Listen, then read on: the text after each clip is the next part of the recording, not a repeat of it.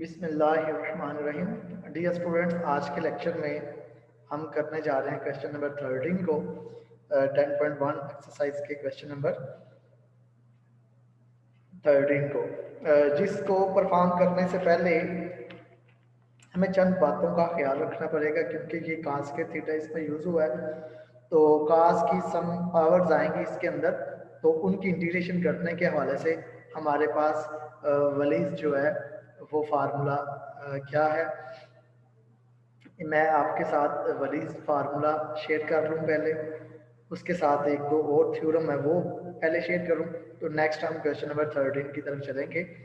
Question number 13 के लिए वाली इस फार्मूला की बात करते हैं, जो कि हमारे पास कास का फार्मूला होता है 0 से π/2 और कास एन एक्स डी एक्स।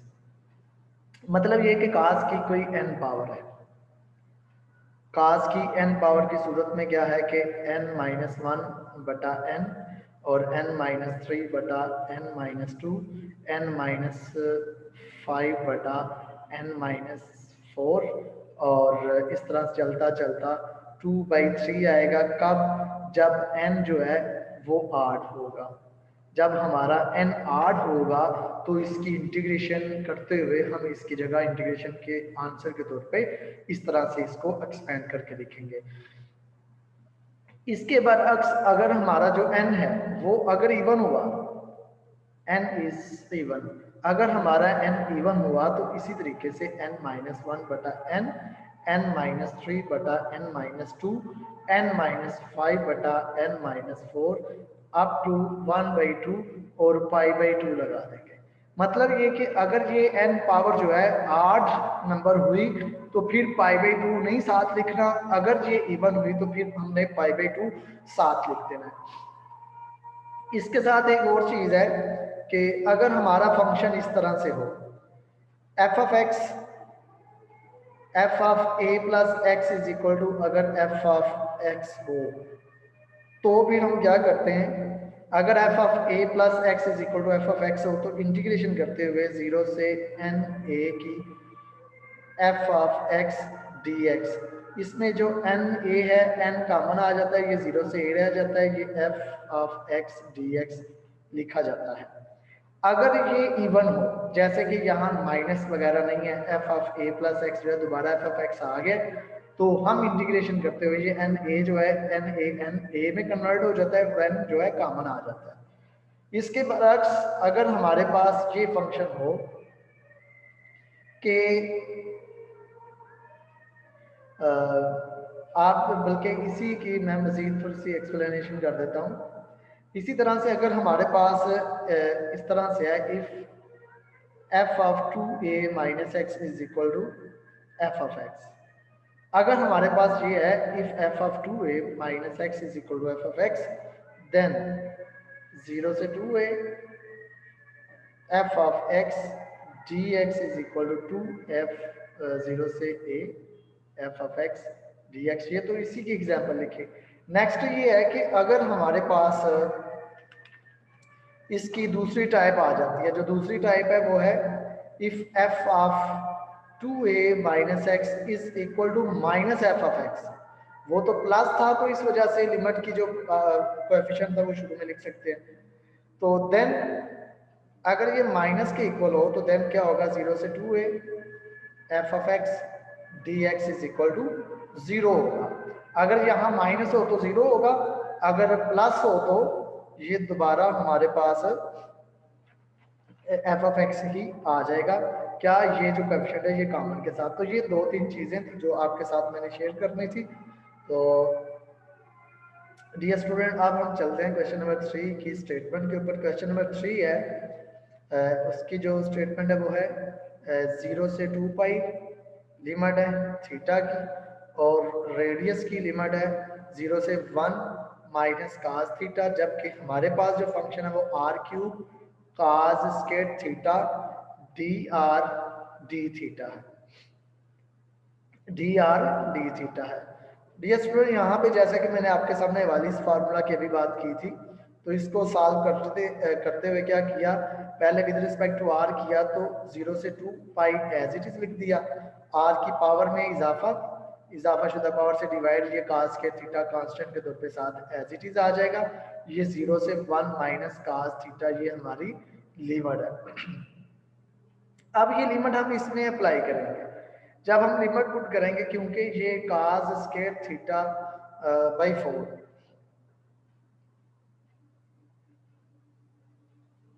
ये 0 से 2 पाई है, कास स्क्वायर थीटा आ गया। आर 4 की जगह पे 1 माइनस कास थीटा की पावर 4 आ जाएगी। 0 पुट करेंगे तो 0 हो जाएगा, हम इसे डायरेक्ट ऐसे ही लिख लेंगे। डियर स्टूडेंट, हम इसे अपनी आसानी के लिए इसे सिंप्लीफाई करने के लिए क्या करेंगे, किसी भी तरीके से इसे सिंप्लीफाई करने की कोशिश करेंगे। इससे पहले कि हम इसकी डिरेशन करें, तो ये 1 माइनस कास थीटा की पावर 4 है। या तो बाइनॉमियल थ्योरम लगा लें, या फिर आप ऐसे कर लें कि इसकी पावर 2 और 2 में कन्वर्ट कर लें। इसकी पावर 2 और 2 में कन्वर्ट करने से क्या होगा कि पहले हम इसका स्क्वायर ओपन करेंगे, उसके बाद इसको आपस में मल्टीप्लाई करवा देंगे। इसकी सिंप्लीफिकेशन थोड़ी सी लेंथी, आपने परेशान नहीं होना। a की 2 प्लस b की 2 माइनस 2ab, और ये भी 1 प्लस कास के थीटा माइनस 2 कास थीटा आ जाएगा।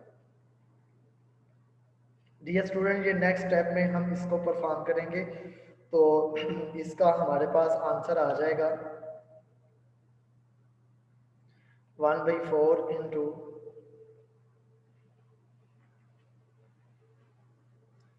नेक्स्ट स्टेप में इसका आंसर आ रहा है 0 से 2 पाई, और बल्कि पहले मैं एक दफ़ा नेक्स्ट पेज पे इसे ऐसे ही लिख लूँ, 1 माइनस कास थीटा का होल स्क्वायर, इसको एक्सपेंड किया हुआ था। इसका आंसर आया था 1 प्लस कास के theta minus 2 cos theta, 1 plus cos square theta minus 2 cos theta D theta. तो डियर स्टूडेंट्स, यहाँ पे ये कास स्क्वायर थीटा जो है, ये कास फंक्शन हमें नज़र आ रहा है सारी की सारी रकमों में, तो यहाँ पे एक थ्योरम अप्लाई हो सकता है। आप देख रहे हैं कि f of 2 pi minus theta, यहाँ पे लिमिट 2 पाई और यहाँ पे फंक्शन एंगल जो है वो थीटा है, तो 2 पाई माइनस थीटा किसके इक्वल होगा, ये एफ ऑफ थीटा के ही इक्वल होगा। जैसे कि कास 2 पाई माइनस थीटा है, तो कास 2 पाई माइनस थीटा को सॉल्व कर लेते हैं। कास का फार्मूला कास, ये रफली बता रहा हूँ ये सारा, ठीक है। कास 2 पाई कास थीटा माइनस हो तो plus sign 2 pi sine theta. तो डियर स्टूडेंट, नेक्स्ट आ जाएगा कास 2 पाई होता है 1 और कास थीटा, और साइन 2 पाई 0 होता है साइन थीटा। तो हमारा आंसर आ जाएगा सिर्फ कास थीटा, तो जो कि एफ ऑफ थीटा है। मतलब ये कि ये यहाँ पे परफॉर्म हो सकता है कास 2 पाई माइनस थीटा, क्योंकि एफ ऑफ थीटा है, लिहाजा ये जो इसकी लिमिट लगी हुई है, हम इसको इस तरीके से लिख सकते हैं 1/4, और ये 2 आ जाएगा यहाँ पे, बाकी सारे का सारा फंक्शन एज इट इज हम लिख लेंगे। तो ये हमने ये पॉजिटिव वाला यूज किया कि f of 2 pi minus theta, f of theta जो होता है ये आ गया कास के theta 1 plus cos square theta minus 2 cos theta, और 1 plus cos square theta minus 2 cos theta D theta. Next ये 2 से कट गया, 1/2 आ गया। नेक्स्ट पेज पे मैं इसको सिंप्लीफाई करवाने के बाद लिखने लगा हूँ, 1/2 आ जाएगा 0 से पाई। 0 से पाई करने के बाद हमारे पास उन दो रकमों को मल्टीप्लाई करने से क्या आंसर आ गया, 1 plus 1 minus 4 cos theta plus 6 cos square theta minus 4 cos cube theta plus cos 4 theta into d theta. अब इस कास स्क्वायर को भी मजीद अंदर मल्टीप्लाई करवा दिया, तो क्या बन गया cos square theta minus 4 cos cube theta plus 6 cos 4 theta minus 4 cos 5 theta plus cos 6 theta into d theta. ये था हमारा क्वेश्चन, अब हम मज़ीद इसके ऊपर इसको किस तरह से सिंप्लीफाई करेंगे कि आप देख रहे हैं कि हमारे पास दो तरह के थ्योरम थे जो हमने परफॉर्म किए थे। एक तो जिसमें पावर इवन थी और एक वो जिसमें पावर आठ थी। मतलब ये कि इवन और आठ फंक्शन को लेके हमने चलना है। इससे पहले कि ये सारा मैं करूं, आपके सामने मैं ये राइट करूंगा 2a minus x is equal to, अगर माइनस एफ ऑफ एक्स आता है तो देन जो हमारी इंटीग्रेशन होती है ना 0 से पाई बाई 2 या जो भी इंटीग्रेशन होती है 2a जो भी है, तो ये F of x D x ये किसके इक्वल आ जाती है, जीरो के। जब ये नेगेटिव होता है तो जीरो के इक्वल आ जाती है। जब मतलब ये कि negative f of x is equal to, जैसे छोटी क्लासेस में हमें माइनस एफ ऑफ एक्स कर रहे तो ये क्या था, ये आड फंक्शन था। मतलब ये कि जब हमारे फंक्शन की पावर आड होगी तो इसका आंसर डायरेक्ट हम जीरो लिख सकते हैं। इसका आंसर डायरेक्ट हम जीरो लिखेंगे। ये जहां पे देखिए ये इवन है तो इसका जीरो नहीं होगा, इसका तो ये इसके ऊपर पावर हम यूज कर रहे होंगे तो ये इंटीग्रेशन सब के साथ अलग-अलग भी लगाऊंगा और साथ ये थ्योरम भी यूज करूंगा। तो ये 0 से पाई, चलो पहले एक दफा लिख लो, ये 4/2 cos क्यूब थीटा, ये सब के साथ मैंने इंटीग्रेशन अलग-अलग से लगा दी।